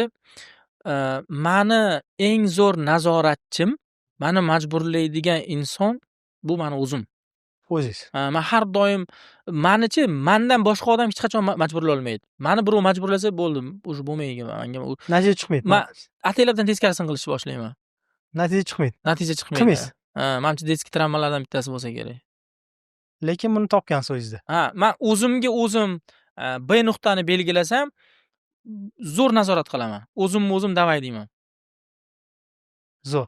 O'sha paytdan qo'yishni boshlaganman. Meni o'sha abituriyentlik paytimda dars stolim bo'lardi. Shu dadamni studentliklarda ishlatgan lampa bo'lardi. Hozir ham turibdi menimcha, izolenta qilingan, bir narsa qilingan holatda reanimatsiyadan chiqqan anaqa. Ishlaydi lekin ham. Dars stolimni yonida qog'ozda lineyga qo'yib chizilgan, yozilgan kun tartibi bo'lardi, soatlari bilan. Nechida turaman, qachondan qachongacha nimani o'qiyman? O'zingiz yozamiz, ota-onangiz o'zim yozardim. Yana bitta narsani aytaman sizga. Umrimda biror marotaba na otam, na onam 5 minut o'tirib men bilan dars qildirtirishmagan. Yo'q, bo'lmagan. O'zingiz qilgansiz. Faqat faqatgina dadam nima bo'lishidan qat'iy nazar yakshanba kuni dnevnik tekshirganlar. Qo'l qo'yganlar. Imzo qo'yganlar. Dnevniklarim bor, 2-sinfdan 11-sinfgacha bo'lgan dnevniklarim bor, ayam olib qo'ygan ekanlar. Saqlab qo'ygansiz. U muzey u. Ko'rsangizchi, meni anaqa xulqim yomon bo'lgan maktabda. Постоянно ishkal qilganman, urushganman. Ishkal bo'lgansiz. Yo deraza sindirganman, yo daraxt anaqa bo'lgan, yo kim bilandir ushlashib anaqa bo'lgan, lekin bahoim hammasi 5 bo'lgan. Va yana bitta anaqa bo'lgan, shu 7-8-sinflargacha deyarli uyda dars qilmasdim. Yo anaqa darsdan dars o'rtasida 5 minutda qilib olardim, butun uyga vazifani. Yoki haligi o'yin ishtiyoqi kuchli bo'lganda, ko'chadagi bolalar bilan futbol o'ynash, sho'xlik qilish va hokazo narsalar kuchli bo'lganda ishtiyoqi, menda xotira yaxshi bo'lgan, o'sha darsni o'zida zo'r eslab qolib, keyingi darsda ipidan ignasigacha aytib bera olardim. Qanaqa dars o'tilgan bo'lsa, shunaqa aytib bera olardim. Zo'r. Ahtam aka, tilni deb o'tdingiz, rus tili, boshqa tillar.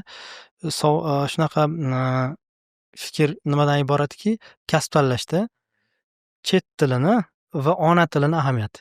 Juda ham muhim. Judayam muhim. Inson kasb tanlashda demaylik, insonni muvaffaqiyatga erishishida, Hayot yo'lida tilni ahamiyati nihoyatda muhim. Sizni birdaniga bir pog'ona tepaga olib chiqadi. Siz nechta til bilsangiz, sizni yoningizda shuncha haligi Buratinoda kalit boru, sehrli kalit, mana shuncha kalitingiz bor. 4 ta til bilsangiz, 4 ta kalitingiz bor va u juda zo'r eshiklarni ochadi. qo'shimcha kalit Qo'shimcha kalitlar, asosiy kalitdan tashqari. kengayadi. Ona tilichi? Tarix, o'zlik, oilani tarixi, ajdodlarni bilish va ona tilida ravon gapirish bu muhokama qilinmaydigan masala men uchun. Mana masalan farzandlarimni rus adabiyotlari, rus sinfida o'qishi bilan birgalikda biz uyda to'liq o'zbek tilida gaplashamiz, o'zbekcha tarbiya, milliy qadriyatlar. Til bu faqatgina eshik ochadigan vosita xolos. Lekin qarang, hozir rus tili modaga chiqib, xususiy ta'lim rus tilida yoki bog'cha bo'lsa, rus bog'chasi bo'lsin, maktab bo'lsa rus tili. Endi hozir tendensiya o'zgarib, ingliz tiliga o'tib ketdi. Hozir talabalar, o'quvchilar ona tilida qiyinchilik tug'ilayotgan bo'lishi mumkin. Shunga qanaqa qaraysiz? Xo'p, buni men kuzatgan birinchi sabablari bor. Haqiqatdan aytganingizdek, ayniqsa viloyatdan Toshkentga kelib yashaydigan aksariyat oilalar farzandlarini rus tiliga, rus ta'limiga berishga harakat qilishadi. Bilasizmi nimaga? Nega?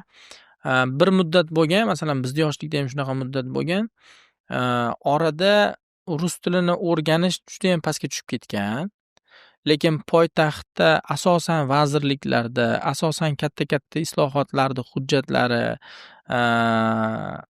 ko'pchiligi rus tilida yozilgan, rus tilida gapiradigan muhit bo'lgan. Bu birinchisi. Ikkinchisi, mana 2010-yildan 2020-yilgacha bo'lgan, mana shu kungacha ham bo'lgan, bir 2-3 yil oldingacha bo'lgan tendensiyani qaraydigan bo'lsak, rus sinflarida, xususiy maktablarda rus sinflarida o'qiydigan bolalar bilan o'zbek sinflarida o'qiydigan bolalarda o'rtasidagi bilimdagi farqning yagona bir anaqasi, mezoni bu o'quv adabiyotlari. Rus sinflarida davlat dasturidagi, sodda qilib aytadigan bo'lsak, shu davlatni darsligidan tashqari Rossiyani adabiyotlari qo'shimcha ravishda o'qitilgan. Mana birgina matematikada Petersonni qo'shib o'qitishadi. Qo'shimcha qilib. Tabiiyki, xorijiy adabiyotlarda tahliliy tanqidiy fikrlash, misollar ketma-ketligi, bolani fikrlashga o'rgatishi, problem solving deydi, ya'ni muammolarni hal qilishga bo'lgan ko'nikmalarini rivojlantiradigan misollar ko'proq. Bu ikkinchisi. Ya'ni dasturni, adabiyotni kengligi. Lekin bu oxirgi 1 yil, 2 yilda bu o'zgardi. Bilasizmi, hozir bizni maktab darsliklarimiz, men o'zim shu sohaga kirgandan keyin ko'rishni boshladim. Xorijda chiqarilyapti. Hatto qog'ozi ham, programmasi juda zo'r. Ancha yaxshi, ancha takomillashib boryapti. Men bu narsani qo'llab-quvvatlayman. Va uchinchisi bor. Rus oilalari mentalitet, qadriyat mentalitet va qadriyat tomonlari bu alohida masala. Bunga til tekkizmagan holatda bir narsani aytaman. Erkin fikrlashga, fikrni erkin bildirishga, ha yoki yo'q deya olishga imkon beradigan muhit yaratgan. Shuni hisobida bolalar o'zini fikrini erkin ayta oladi, o'zini erkin tuta oladi. Xo'p bo'ladini kamroq aytadi. Endi buni salbiy tomonlari ham yo'q emas, ko'ryapmiz. Mana men ta'lim ichida bo'lib ko'ryapman. Shu 8-sinfdan keyin, ayniqsa o'g'il bolalarda va qiz bolalarda rusiy tarbiyaga intilish, o'zimni mustaqil fikrim ekan deb turib ota-onani bergan ko'rsatmalariga amal qilmaslik, o'zboshimchalik, kiyinishda, hatto sochlarini bo'yashda va hatto yomon holatlarda ham o'tib ketayotganini ko'ryapmiz. Bu o'zi endi muammo bo'lishni boshladi. Mana oxirgi 2-3 yillik tendensiya 6-7-sinfdan keyin butun rus sinfida o'qib kelgan bolani ota-onalari olib endi o'zbek sinfga berishyapti. Shunday. Ayniqsa qiz bolalar. Chunki tilni ichida madaniyat nagruzkasi bo'ladi-da. Albatta, siz qaysi tilda gapirib, qaysi tilda fikrlashni boshlasangiz, xohlaysizmi yo'qmi, o'sha madaniyatga kirishni boshlaysiz. O'sha madaniyatni qurboniga aylanishni boshlaysiz. Avtomaga manda shunaqa yana faoliyat bor. Mana shu to'g'ri kasb tanlash master klassini keyin biz kitobga aylantirdik. Kitobga aylantirgandan keyin mana qanaqa kelib qoldi oz. Ana hozir podkastga aylantiryapmiz. Nimagaki kitob bitta toifa insonlarga va mana YouTube'da video ko'rinishda, ovoz ko'rinishda ma'lumot qabul qiladiganlarga mana bu yo'l podkastimiz. Shu yerda manda yana bitta faoliyat borki, bir yaqinlarni, farzandlarni olib bitta guruh qilib har yakshanba o'qish tashkil qilganmiz. Zo'r. O'shanga sizni ham farzandlar 16 yoshdan kattasi bo'lsa, marhamat. Bir aytgandingiz buni, gaplashgandik buni. O'shanga shu yerga anaqa qilsangiz bo'ladi. Endi bu yopiq anaqa yaqinlar uchun. Shu yerda nima savol bo'ladiki, o'sha yaqinlarimiz ota-ona aytadiki, "Umid aka, men kommunikatsiyada muammo bo'lyapti. Qattiq gapirsam zada qilib qo'yapman, yaxshi gapirsam taltayapti. Biz tushunmayapmiz bir-birimizni" deb o'zingiz gaplashing degan ma'noda. Ustoz bo'lsa boshqa rakursdan qaraydi. Shunga fikr savol shundan iboratki, kasb tanlashda, tarbiyada ota-onaning o'rni va ustozning o'rni. Xo'p, birinchi o'rinda juda ham to'g'ri narsani ko'tardingiz, Umidjon aka. Birinchi o'rinda ota-onani o'zi ham yetarlicha bilimga, ko'nikmaga ega bo'lgan bo'lish kerak-da. Mana hozir shunaqa avlod bor. Yo'qotilgan avlod deydi, har xil nomlar bilan nomlashadi. Bolasidan hattoki uyga kelganda o'tilgan darsni mavzusini so'rolmaydi, o'zi bilmaydi. Masalan, men eslayman, dadam kelganda matematika bo'yicha, chizmachilik bo'yicha ba'zi bir fanlardan so'raganlar-da. Endi masalan, ingliz tilida so'ramagan bo'lsalar ham, o'zlari tushungan anaqani so'rab bizdan bilimlarimizni tekshirganlar. Ora-orada. Lekin hozirgi ota-onalarda hammasi mana men xususiy maktabga berib qo'yganman, men sizga berib qo'yganman, o'zingiz shug'ullaning deb turib buni anaqa qiladi. Ikkinchisi, kelgandan ko'pchilik telefonda o'tiradi. Uyga kelgandan keyin gaplashmaydi. O'zaro kommunikatsiya yo'q. Ijtimoiy tarmoqda. Oila a'zolari bilan va hamma o'zini hayoti bilan burchak-burchakda turibdi. Bunaqa holatda qanaqa tarbiya kutamiz boladan? Balkim ko'rarsiz, men shu ibrat bo'lsin deb ko'rsataman. Biz shu uyda keliningiz bilan albatta kitob o'qiymiz. Kitob javonimiz bor va har birimizni o'sha stolimizda bo'ladimi, shu dam oladigan joyimizda bo'ladimi, boshimiz uchida kitob bo'ladi. Kamida bir yarim soat, 40 minut, 1 soat charchagan bo'lsa ham mutolaa qilamiz, chunki bola uni ko'rish kerak. O'zingizlar o'rnak bo'lasizlar, ota-ona. Ko'rsatib bermasangiz bo'lmaydi. Nafaqat farzandga, shogirdga nisbatan ham shu. Talabalaringizga nisbatan ham va hattoki mana men rahbar sifatida xodimlarga nisbatan ham shuni anaqa qilaman. O'zingiz o'rnak bo'lmasangiz, buni ta'minlab bo'lmaydi. Endi ustoz masalasiga keladigan bo'lsak, ota-onani farzand tarbiyasidagi ustozga yo'naltirishi bu juda ham muhim. Men aytamanki, ustoz emas, ustozlarga berish kerak. Bir paytda o'zida bir nechta odamga ham berish kerak. Kimdandir ilmini olsa, kimdandir ko'nikmasini oladi, kimdandir xarakterini oladi. Va unda solishtirish imkoniyati bo'ladi va jamlash imkoniyati bo'ladi. Va o'sha joyda shu narsani o'rgatish kerakki, hatto yomondan ham yaxshilikni o'rgan. Hech kim mukammal emas, hammamizda kamchilik bor. Qaysidir ustozni bir tomoni kuchli, ikkinchi bir tomoni ozgina no'noq va hattoki salbiy. Farzand ko'chirganda uni butun programmasini ko'chirish kerak emas-da, faqat yaxshi tomonini ko'chirish kerak. Yomon tomonni chetlab o'tish kerak va buni rus tilida осознанный deyiladi, bilgan holatda, anglagan holatda ko'chirish kerak. Endi ustozni yaxshi tomoni nima deydigan bo'lsangiz, ustoz buni o'sha 15, 20, 30 yillik hayotida ko'rdi. Tajriba to'pladi. Chuqurliklariga tushdi, muvaffaqiyat cho'qqalarini buni ko'zdan kechirdi. Endi shogirdi bilasizmi nima qiladi? O'sha o'zi tushgan va atrofda tushganlarni ko'rgan chuqurlariga tushirmasdan olib o'tadi. Agar narvonga siz bittalab zinada chiqadigan bo'lsangiz, ustoz sizda lift top chiqib qo'yadi. Men bemalol ayta olaman, yaxshi ustoz, tajribali ustoz sizni 10 yilingizni 1 yil, 2 yilga teng miqdorda qisqartirib olib chiqib qo'ya oladi. Umringizni hisob qiladi. Vaqtingizni hisob qiladi deylik, tajribangizni va eng zo'r bitta zo'ri bor. Yo'qotishlaringizni oldini oladi. Qimmatga tushgan yo'qotishlarni, boy berilgan chuqurlarni eson-omongina olib o'tilishda sizga xizmat qiladi. Bitta narsa qo'shib ketay shu joyda, ota-onaning o'rni degan joyingizga. Masalan, men yoshligimda eslayman, Raduga degan черно-белый televizor bo'lardi. Keyin rangli televizorlar chiqdi. Shu bobomlar, dadamlar albatta yangiliklarni, axborotni ko'rishgan. Mhm. Bizni uyimizda gazeta hech qachon uzilmagan. Mhm. Har doim gazeta kelgan va men eslayman, taxminan shu 5-6 sinfligimgacha turli jurnallar, masalan, Mushtum degan jurnal bo'lardi, eslaysizmi? Mhm. Gulshan jurnali bo'lardi. Mana shunaqangi jurnallar, krossvordlar ketma-ket kelib turgan. Shuni o'tirib yechganmiz, muhokama qilganmiz va uydagi suhbatlarda eshitganmiz. Menimcha shular ta'siri ham bo'lsa kerak. Zo'r Ahtam aka. Bizani ham vaqt chegaralangan. Shunga xulosa qilamiz Ahtam aka. Rahmat fikrlaringiz uchun. Demak, kasb tanlashda oliy ta'limmi, ota-onani umuman bir intiho qiladigan bo'lsak, odam avval o'zini topishdan boshlash kerak.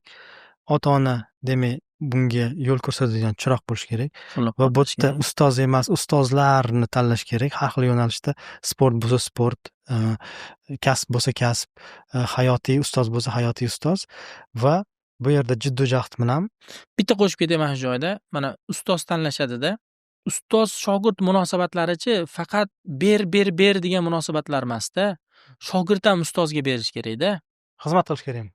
Nimadir bera olish kerakda va faqatgina olaman degan faqatgina rus tilida interes deydi-ku, interes bilan kelish kerak emasda. Samimiylik juda muhim. Munosabat, samimiylik. Farzanddek tuta olish kerakda o'zini, samimiy bo'lish kerakda. Faqat ber emas. Masalan, shunaqa shogirdlarni ko'rganmiz. Ma'lum bir muddat siz bilan bo'ladi, sizda nimangizdir o'rganadi, bo'ldi, rahmat deydi, keyingisiga ketib boradi. O'shanga ham ustoz otangdek ulug' deydi. Tengdek ulug'. Shunga xulosa qiladigan bo'lsak, demak, ustoz kerak va qobiliyat bo'lsa, bu qobiliyatni yana ham jiddiy-jahd mehnat bilan yuzaga chiqarish kerak. Chunki faqat qobiliyatim bor deb o'tirsa, u qobiliyat yuzaga chiqmaydi. Yoki agarki qobiliyat bo'lmasa ham ozgina mehnat bo'lsa, natijaga erishish mumkin. Shunday. Zo'r. Endi Ahtam aka, qisqa blitz savollarga o'tamiz. Sizni yana savollarimiz ko'p, bu yerga qisqa bir fikrlaringiz kerak. Demak, bunga qisqa uzun javob bersam bo'ladi. Yoshlikda nimani nihoyatda qadrli bilish kerak? Vaqtni. Zo'r. Kasb tanlashda asqotadigan va teskari to'sqinlik qiladigan qanaqa xarakter jihatlar? Asqotadigan narsa, sizni imkoniyatingiz, vaqtingiz bo'lgan paytda juda ham ko'p narsani test qilib ko'rish kerak. Sizni tubanlikka olib boradigan narsa bu erinchoqlik va ishonchsizlik. Shu paytda sizni atrofingizdagilar sizni cheklashi mumkin. Sani qo'lingdan kelmaydi, bizda avlodda bunaqasi chiqmagan. San kim bo'larding degan, sizni ba'zan ustingizdan kulishib, ba'zan sizga chegaralar qo'yishadi. Bitta zo'r qo'shiq bor-ku, yigitni omadi bilan o'ynashma. Bu narsaga to'liq ishonish kerak. Yigitmi, qizmi, harakatdan to'xtamasdan, eng muhimi niyati to'g'ri qilib, to'g'ri yo'lga chiqadigan bo'lsa, keyingi natijalarni o'zi ko'raveradi. Zo'r. Qaysi bilim har qanday kasbda asqotadi? Bilim demaylik, ko'nikma deylik. Ko'nikma. Eng birinchisi bu insonlarni anglay olish, o'qiy olish ko'nikmasi. Sizni qarama-qarshingizda o'tirgan insonni o'qiy olsangiz bo'ldi. Kommunikatsiya. Muloqot deymizmi? Sezgirlik. O'qiy olish bu sal boshqacharoq narsa. Intuitsiya bilan bog'liq narsa menimcha. Zo'r. Yurist bo'lmaganingizda kim bo'lardingiz? Yurist bo'lardim. Zo'r. Oxirgi savol. Yoshlarga, mana shu kasb tanlayotgan insonlarga til o'rganishga motivatsiya bering. Xo'p, agarda siz qishlog'ingizda, tumaningizda haming qadar siz atrofda ko'rgan 40 ga 50 ga kirganda ham ota-onasini bir yilda hech bo'lmasa bir marotaba sanatoriyalarga yubora olmaydigan, bolasi uchun yaxshi kiyimni olib berishga oylikdan oyligini kutadigan, ro'zg'orni biri bitsa ikkinchisi yetkazishini qiynalib yurgan odam bo'lishni xohlamasangiz, eng birinchi o'rinda hozir til o'rganishdan boshlang. Rahmat Ahtam aka. Vaqtingiz uchun rahmat. Rahmat sizlarga ham. Taklif uchun rahmat. Birinchi songa risk qilib chaqirganingiz uchun rahmat. Yuzimiz yorug' bo'lsin. Manfaatli bo'ladi.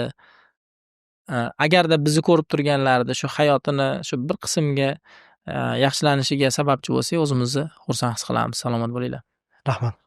Podkastimiz sizga foydali bo'ldimi? U holda kanalimizga obuna bo'ling. Ma'lumotlar barchaga yetib borishi uchun ulashing. Jamiyat islohiga xizmat qiladigan kontent ko'payishiga birgalikda hissa qo'shaylik.